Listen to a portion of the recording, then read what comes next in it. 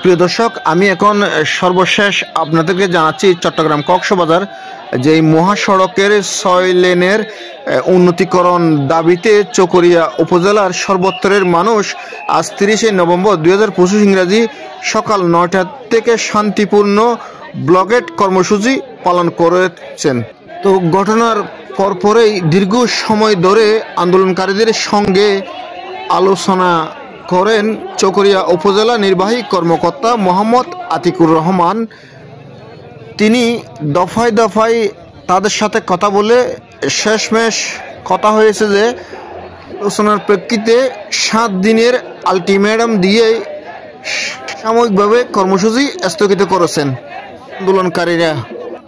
কর্মসূচির নেতৃত্বাধীন নেতারা 7 দিনের মধ্যে সড়কের 6 লেন উন্নতি করা বিষয়ে কার্যকর পদক্ষেপ না নিলে 7 দিন পরেই সকাল সন্ধ্যা লাগাতার কর্মসূচি পালন করবে বলে জানান। এই সময় সেই বলে আজকের মতন কর্মসূচি দীর্ঘ 4 ঘন্টা পরে এখনই স্থগিত করা হয়েছে। তবে একটা কথা জানিয়ে রাখি, যদি এই দাবি নিয়মিত যেই আলোচনা হয়েছে সেই আলোচনার রূপরেখা বাস্তবায়ন না হয় তাহলে আবার টানা কর্মসূচি পালন করার কথাও জানিয়েছেন তারা। এই সময় 2 জায়গায় ব্লকেট ছিল।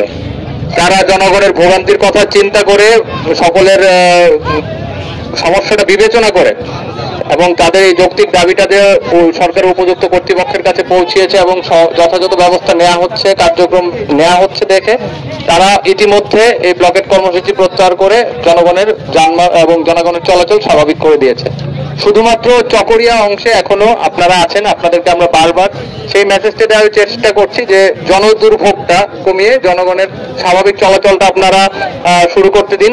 আমরা আপনাদের দাবির সাথে আমরা সকলেই শুনেছি এবং উপযুক্ত কর্তৃপক্ষের কাছে মেসেজটা পৌঁছেছে এবং যথাযথ ব্যবস্থা নেওয়া হচ্ছে। সুতরাং আপনাদের কাছে আমাদের অনুরোধ থাকবে, আপনারা রাস্তার ব্লকেটটা সরিয়ে যান চলাচল স্বাভাবিক করুন এবং সকলের স্বাভাবিক জীবনযাপনের দুর্ভোগটা কমিয়ে নিয়ে আসুন। এটাই আমাদের পক্ষ থেকে আপনাদের প্রতি আহ্বান। আমাদের এই বিষয়টি আপনারা আমাদের সার্কেল এসপি নিশ্চিত করেছেন যে একই দাবিতে যে আজকে সাতকানিয়া, লোহাগাড়া এবং চকরিয়া এই 3 পয়েন্টে যে দাবিতে আপনারা দাঁড়িয়েছেন, এই বিষয়টি কিন্তু দাবির বিষয়গুলো আমরা ঊর্ধ্বতন কর্তৃপক্ষকে অবহিত করেছি এবং যে কাজগুলো চলমান রয়েছে সেই কাজগুলো আপনাদেরকে জানিয়েছি। জনভোগান্তির কথা চিন্তা করে ইতিমধ্যে সাতকানিয়া এবং লোহাগাড়া অংশে এই ব্লকেট কর্মসূচি প্রত্যাহার করেছে।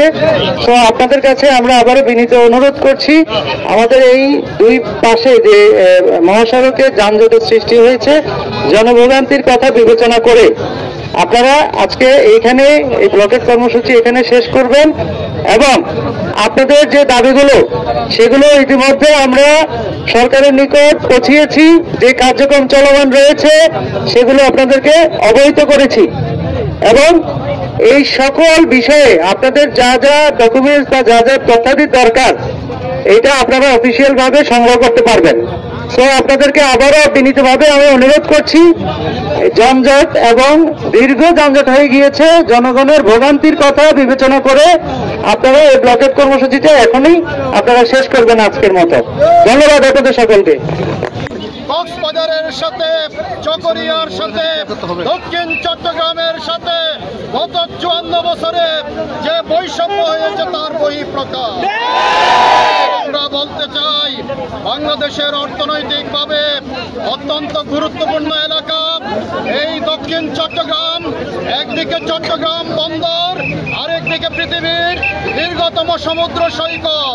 এই গুরুত্বপূর্ণ অঞ্চলে এখনো কেন মহাসড়ক 2 লেন থাকবে?